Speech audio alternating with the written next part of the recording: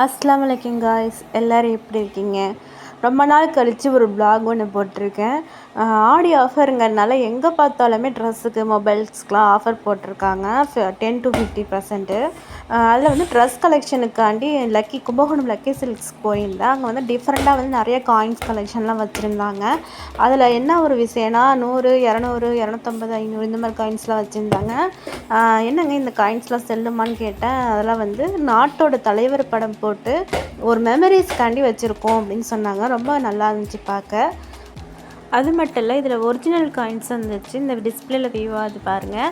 அதாவது ரொம்ப பிளாக்காக ஒரு காயினும் பெருசாக இருந்துச்சு.